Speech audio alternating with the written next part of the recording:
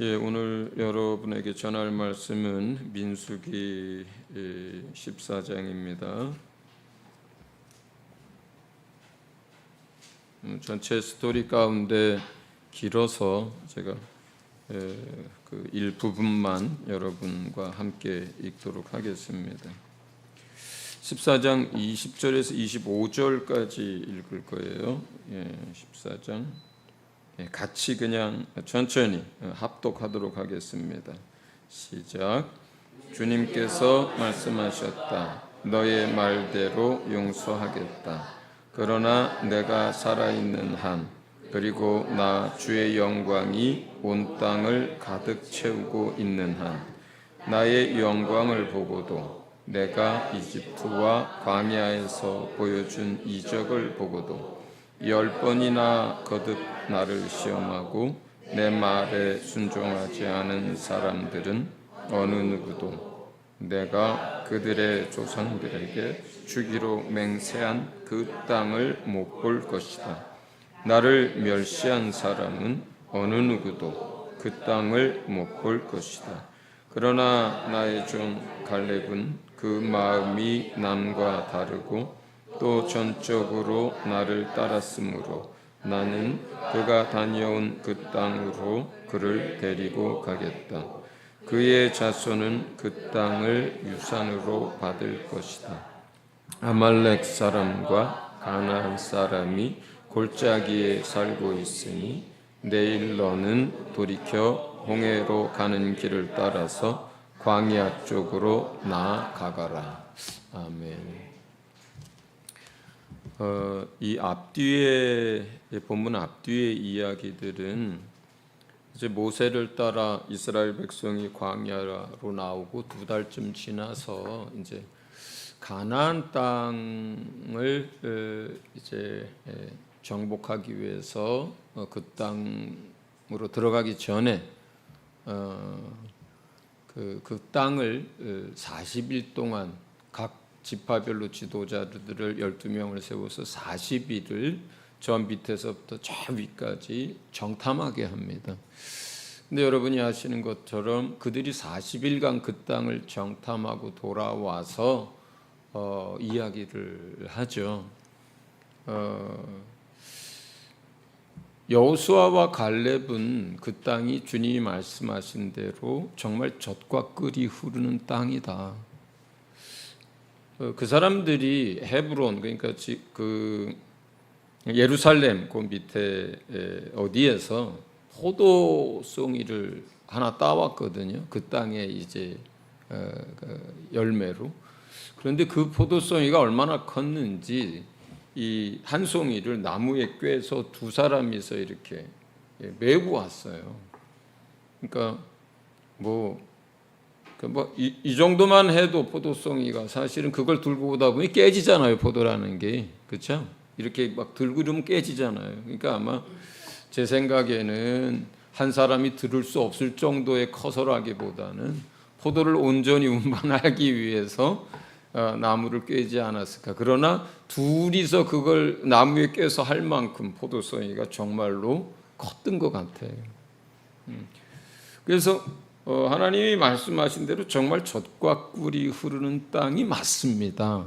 그러나 그 땅에는 아낙 자손이라고 이렇게 거인들도 많고 또 나중에 우리가 아는 것처럼 여리고성처럼 견고한 성읍들이 있고 그리고 그 땅엔 7족속이 살았기 때문에 이스라엘의 200만 명 정도 되는 사람보다 훨씬 더 많은 숫자의 사람들이 살고 있었고 그리고 그 이스라엘 사람들이 무기가 변변하겠어요. 그렇잖아요. 노예로 살다가 그냥 도망쳐 나오듯이 그렇게 급하게 나왔고 목축하던 사람들이잖아요. 군인들이 나온 게 아니잖아요. 그러니까 무기라는 게 그 광야에서 금을 재려놔서 무기를 만들었겠어요. 뭐가 있겠어요. 그런 거에 비하면 가나안 사람들은 늘 옛날엔 고대 사회는 전쟁하면서 사는 사회니까 또 많은 나름대로 무기들을 갖추고 있을 거예요. 그러니까 객관적으로 봤을 때 전력 비교를 했을 때 이게 상대가 안 되는 거 맞아요. 상대가 안 되는 게 맞아요. 객관적으로. 뿐만 아니라 사람은 겁을 집어먹으면 어떻게 돼요? 고양이도 호랑이처럼 보이는 거거든요. 예. 겁을 집어먹으면, 겁이 나면 그렇게 보이는 거예요. 그러니까 이 사람들이 그들의 상식과 생각으로 그 땅을 정탐하고 나서 잔뜩 겁을 먹은 거예요. 그러니까 이 사람들이 뭐라고 얘기하냐면 그들 앞에서 우리는 뭐 같다 그래요? 메뚜기 같을 거라고 그렇게 얘기를 하는 거예요. 왜 그래요? 겁먹어서 그런 거예요. 겁을 먹어서 그런 거예요. 전의를 다 상실해버린 거예요. 그렇게 하니까 땅은 좋은데 그 땅은 우리가 삼킬 수 있는 땅이 아니다 하면서 그 땅을 악평하기 시작하는 거예요. 그리고 사람들한테 막 이제 우리는 다 죽었다. 애굽으로 돌아갈 수도 없고 저 땅으로 들어갈 수도 없고 광야에서 지금 살 수도 없고 우리는 다 죽었다. 막 이러면서 불평을 하고 악평을 하고 우리 못 간다 하니까 이제 여호수아와 갈렙이 나서서 아니다. 하나님이 우리와 함께 하신다면 우리는 저 땅을 취할 수 있다. 들어가야 한다. 올라가자. 막 이렇게 둘은 그렇게 주장하고 10명이 아니라고 다 죽게 생겼다고 하니까 온 백성이 다 거기서 불평하고 주저앉고 막 이렇게 된 상황이란 말이에요. 이 상황을 보고 오늘 본문에 있는 이야기를 하나님이 한 거예요. 하나님이 한 거예요. 믿음이란 게 뭔가요? 믿음이라는 게. 믿음이라고 하는 것은 내가 누구를 그냥 내가 믿는 신으로 그냥 나는 그 사람을 경배해. 그 사람한테 뭐 예물을 드려. 또 그 사람을 의지해. 이런 건 아주 지극히 적은 그 세상 사람들이 말하는 거고요.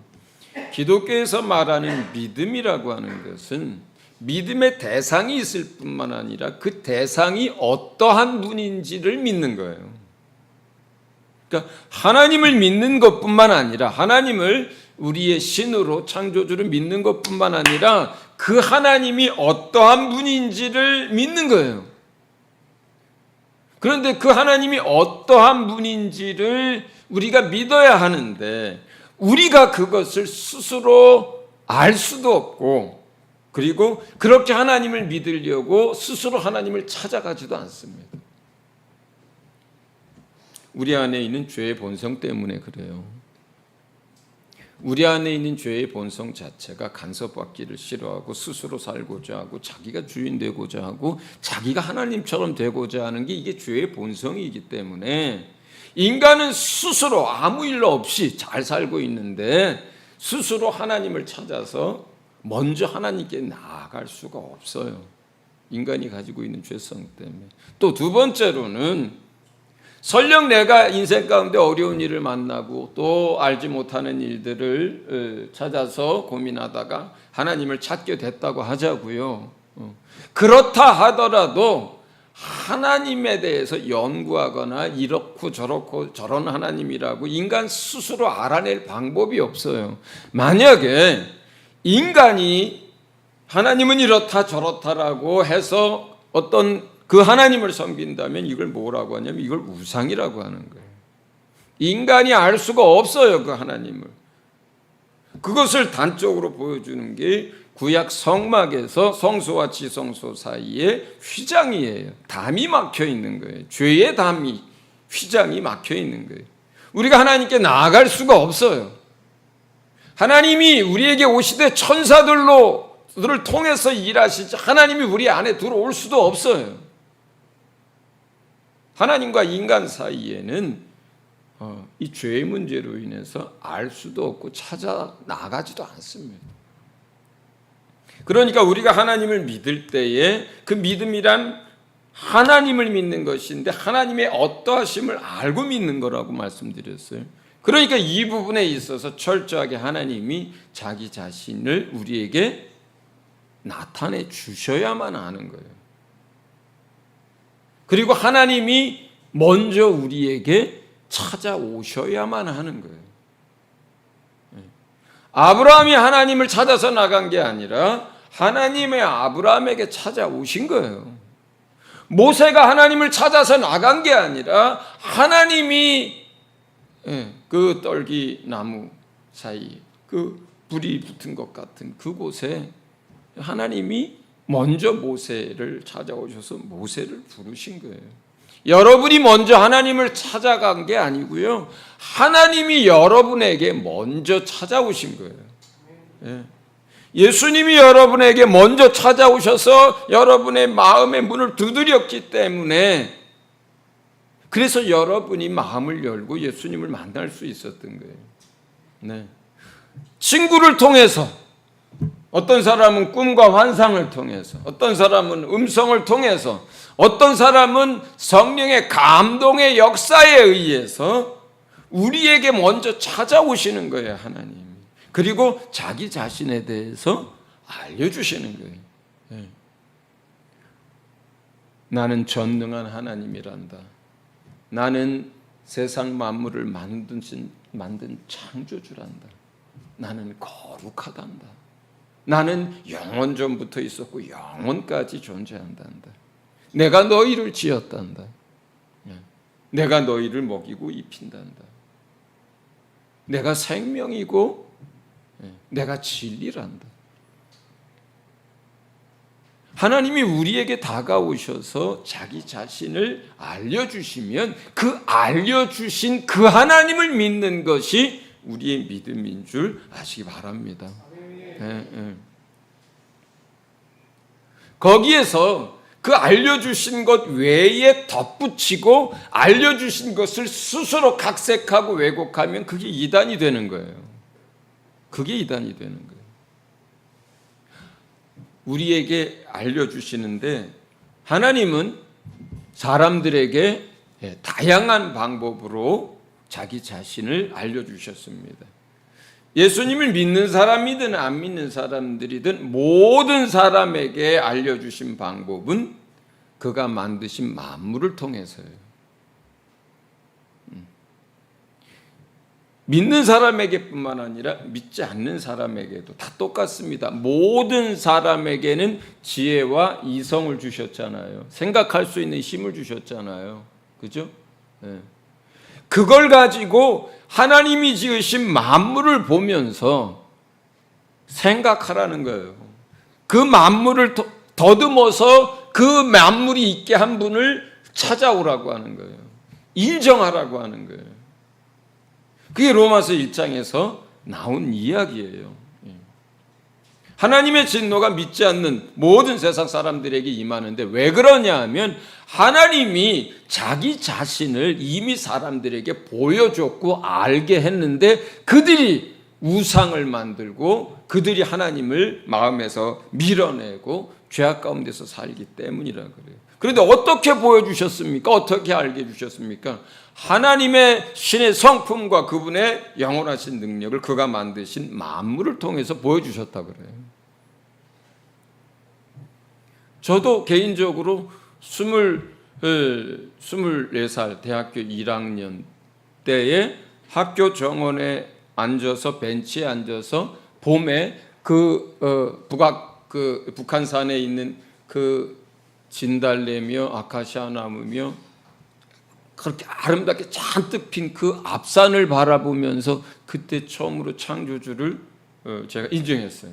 그 전에는 창조주에 대해서 사실은 몰랐어요. 봄이 돼서 내 벤치 이 발 옆에 파릇파릇 새싹이 솟아나오고 있고 그 맞은편 산에 진달래며 철쭉이며 아름답게 꽃들이 피어 있는데 가만히 생각을 하게 됐어요. 이게 어떻게 가능할까? 이게 어떻게 가능할까?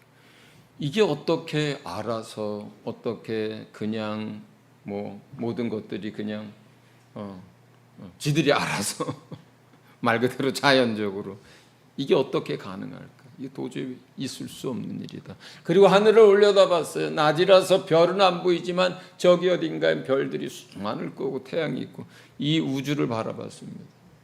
그러면서 이 모든 것들을 만드시고 설계하시고 그걸 운영하는 존재가 있지 않고서야 이게 어떻게 존재한단 말인가. 그러면서 제가 그때 창조주가 있다. 절대자가 있다. 그 새싹이 돋는 그 잔디의 그 싹 앞에 있는 꽃들, 나무들, 그리고 머리를 들어서 하늘을 바라보면서 창조주에 대해서 너무나 확신하게 됐어요. 그리고 그 다음부터 조금씩 그 하나님을 부르고 교회 나가기 전에 그 하나님께 앞에서 울기도 하고 그 하나님께 소리쳐 부르기도 하고 그러다가 한 1년쯤 지나서 예수님을 만나게 됐습니다. 모든 사람에게 이와 같이 그가 만드신 만물을 통해서 하나님의 성품과 그분의 능력과 그분의 살아계심과 그분의 존재에 대해서 알려주셨어요. 두 번째는 하나님은 그가 행하시는 일들을 통해서 하나님을 알게 합니다. 주로 예수님 앞에 나온 사람들, 또 하나님을 믿는 사람들에게 이와 같이 합니다. 그가 택하신 백성들에게 이와 같이 합니다. 세 번째는 그가 하신 말씀들을 통해서 또 그것을 기록한 성경을 통해서 하나님을 알게 해요. 자, 그러면 하나님은 왜 오늘 이 본문에서 이렇게 진노하실까? 이스라엘 백성에게 하나님이 왜 이렇게 진노하실까? 이 사람들이요, 그 가나안 땅에 정탐하고 돌아와서 불평하고 불신하고 불순종한 이 일을 통해서 오늘 본문 25절에 보면 어떻게 되냐면 그 가나안 족속을 앞에 두고 다시 돌아서서 다시 홍해바닷길로 내려갑니다. 그리고 거기서 40년을 뱅글뱅글 돌면서 40년을 살아요.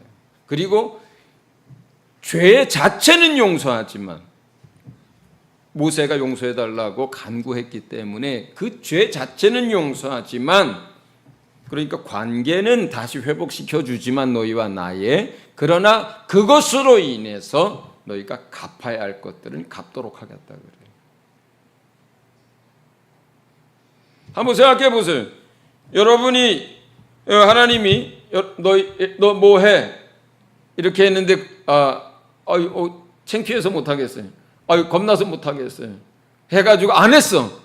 그런데 그 일로 여러분을 광야로 집어넣어가지고 40년 동안 뺑뺑이 돌린다고 한번 생각해 보세요.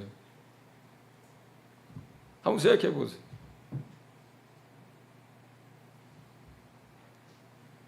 가나안 땅에 들어가는 이 문제를 놓고 그들이 못 들어가겠다고 엉엉 우는 그 일을 통해서 그들은 40년을 광야에서 삽니다.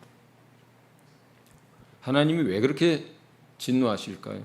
이 일로 인해서 모세한테 뭐라 그래요? 이 민족, 너희 민족, 네 백성 다 싸그리 멸망시키고 내가 너를 통해서 새 민족을 만들어서 다시 하겠다라고까지 말씀하셨어요.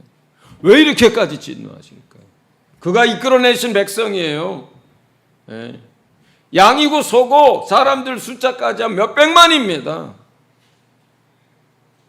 모세, 너, 여호수아, 갈렙 너희 빼놓고 다 죽일게. 싹 진멸하고 내가 다시 만들게. 내 백성을. 이렇게까지 말씀하셨어요. 모세가 강청을 했죠. 하나님 그리하지 마시라고. 그렇게 되면 세상 사람들이 하나님에 대해서 뭐라고 얘기하겠냐고. 하나님의 이름이 더럽혀지고 그 영광이 땅에 떨어지지 않겠냐고. 하나님을 위하여 이 백성을 용서해달라고. 그렇게 해서 용서받은 거거든요.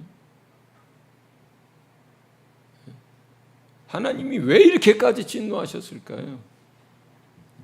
그 이유가 본문에 있어요. 22절에 그 이유가 있어요. 다 같이 읽어봅니다. 나의 영광을 보고 스톱. 나의 영광을 보고, 나의 영광을 보고.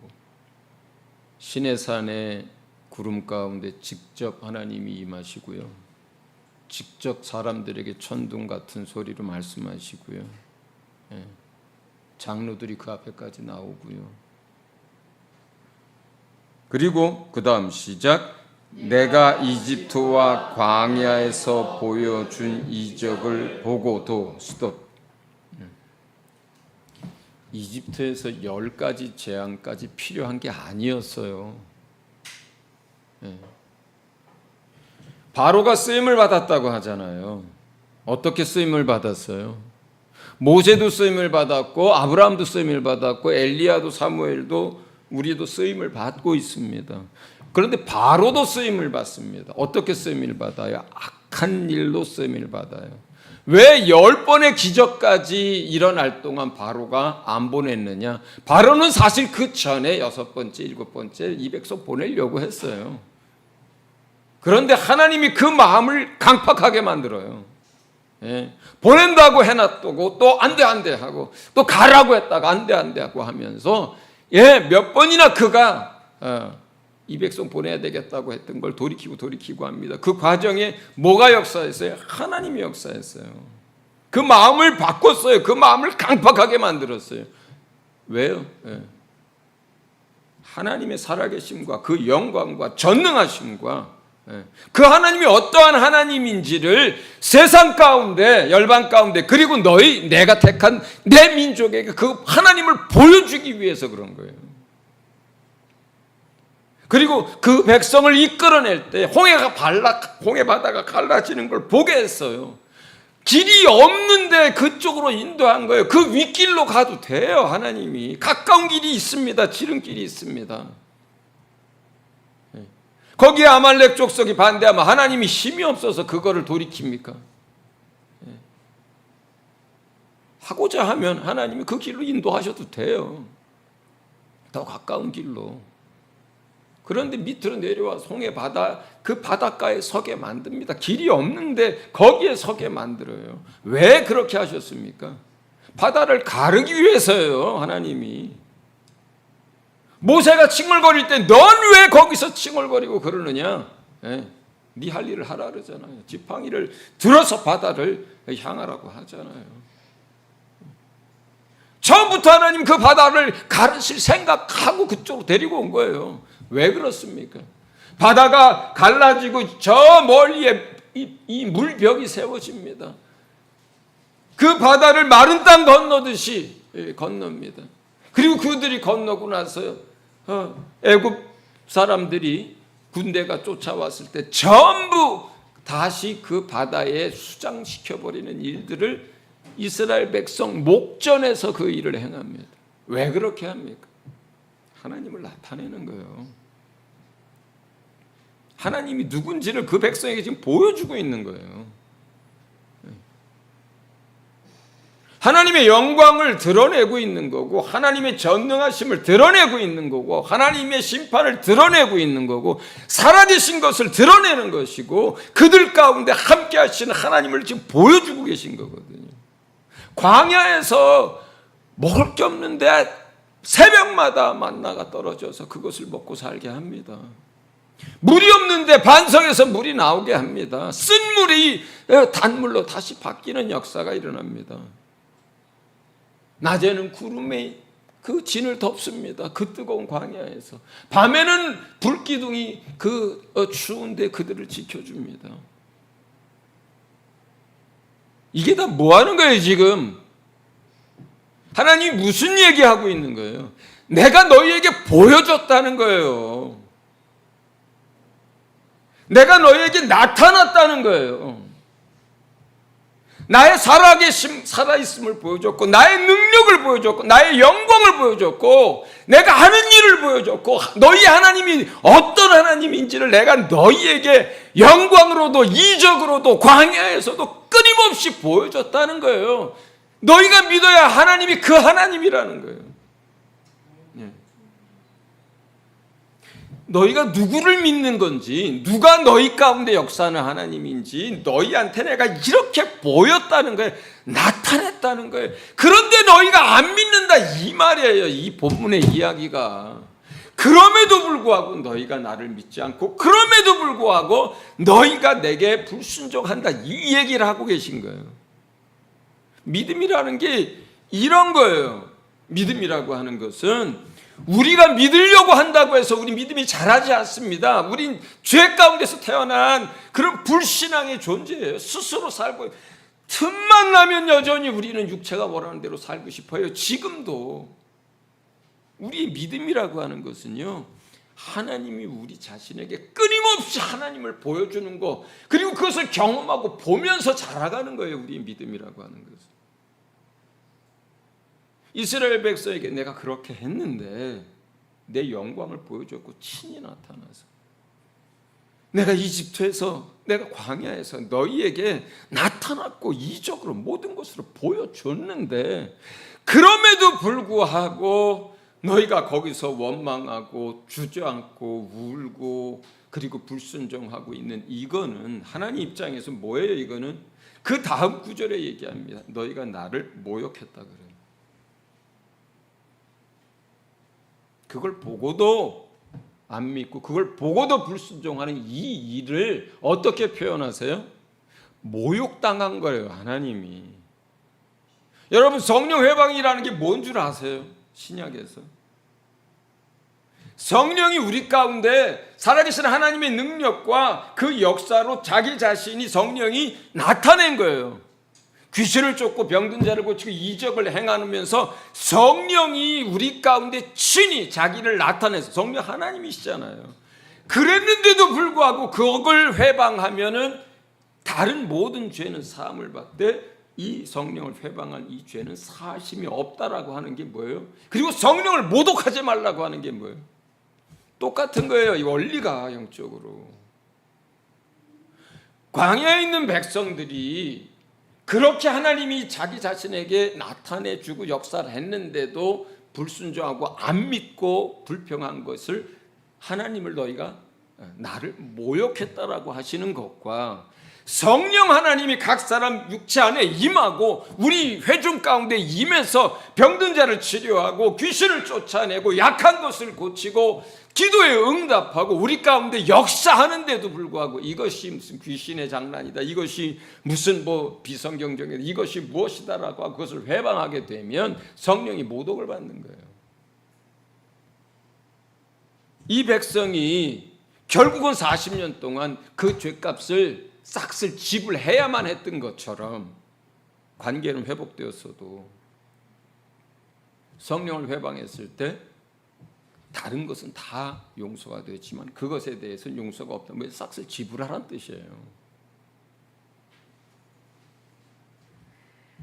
그래서 이스라엘 백성에게 하나님이 이렇게 진노한 거예요. 하나님이.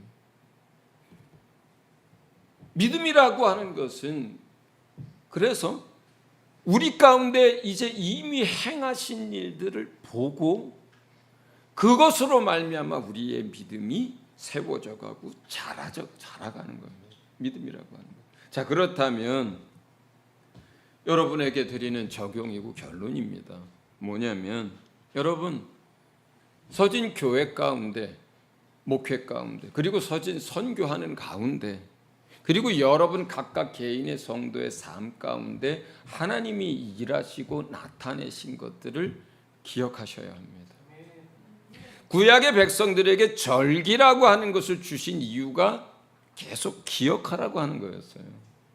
유월절, 초막절, 맥추절, 이런 거 전부 다 하나님이 행하신 일들, 너에게 하나님이 어떻게 나타났고 어떻게 행했고 어떻게 하나님을 보여줬는지를 절기마다 기억하라는 거예요. 그게 절기의 의미예요. 그리고 그렇게 나타낸 그 하나님을 너희가 믿으라는 게 안식일도 그거예요. 그렇다면 우리의 믿음도 마찬가지입니다. 똑같습니다. 우리의 믿음은 우리가 알아서 내 의지로 될 수 있는 영역이 아니에요. 하나님이 여러분 교회 가운데 그동안 어떻게 하셨는지를 보시고 계속 그것을 통해서 하나님이 어떤 하나님인 걸 알고 그 하나님을 믿으라는 거예요. 서진선교 가운데서 지금 서진선교를 저희 교회가 세워진 지는 만 15년이에요. 서진교회가. 서진선교를 한 건 만 18년이에요. 2007년부터 했어요. 지나간 목회의 여정 속에서, 선교의 여정 속에서 우리 가운데 하나님이 무엇을 어떻게 하셨는지를 너희가 보지 않았느냐 이거예요.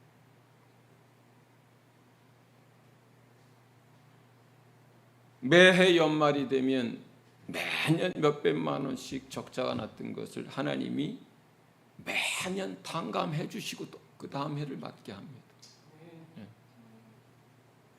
한 나라에서 사역이 끝나면 우리가 찾는 게 아니라 하나님이 그 다음 사역할 곳을 앞에다 놓고 그냥 그 다음으로 넘어가게 합니다. 수많은 물질이 들어가지만 어떻게 해서든지 하나님이 그것을 채우시고 그동안 일해 오셨습니다. 정말 약하고 나는 할 수 없어 하는 사람을 선교사로 보내서 아름다운 일들을 행하는 걸 여러분들이 보고 있습니다. 적은 무리의 사람들이지만 한 사람 한 사람 계속 변화되고 성장해 가고 있습니다. 여러분의 삶 가운데서 일하시는 하나님을 보라는 얘기예요.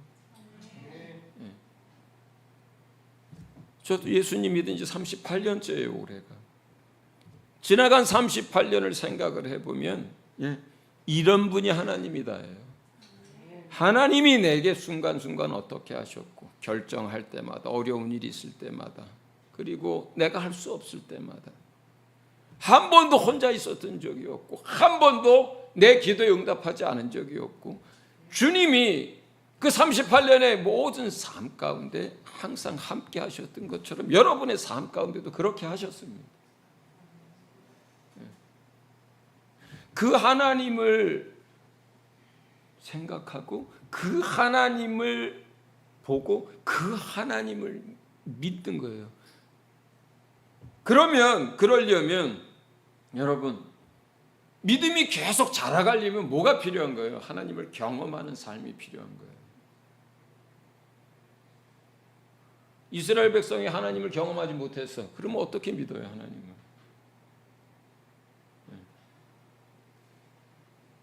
유다 맞나요? 누구예요? 갑자기 생각이 안 나네. 그 사도 중에 예수님 부활하셨을 때 도마. 저때 제자들 임했을 때 그 자리에 없었어요. 부활하신 예수님을 믿었어요, 안 믿었어요? 못 믿었잖아요. 경험하지 못했으니까. 내 손으로 직접 그 허리에 구멍, 그 손에 못자국을 만져보기 전에는 내가 믿을 수가 없다고 하잖아요. 3년을 같이 있었던 그 도마조차도, 사도조차도. 그러나 그가 어떻게 해서 믿게 돼요? 다음에 그 예수님이 나타나서 내 손을 만져보고 내 옆구리 손을 넣어보라고 하잖아요. 경험이에요. 어떤 경험? 하나님의 살아계심, 하나님의 역사, 하나님의 어떠하심을 우리 삶 속에서 경험을 해야만, 그래야만 우리는 그 하나님을 믿는 믿음이 점점 자라가고 알아가는 거예요. 우리 스스로 믿음을 세울 수가 없어요. 그 하나님을 계속 경험해야만 우리의 믿음이 성장합니다. 그래야만 우리가 하나님을 알아요. 그 하나님을 경험하려면 어떻게 해야 돼요? 말씀을 통해서 하나님을 알고요. 그 음성을 듣고 그리고 순종해야만 경험합니다. 물론 불순종을 해도 경험합니다, 하나님을.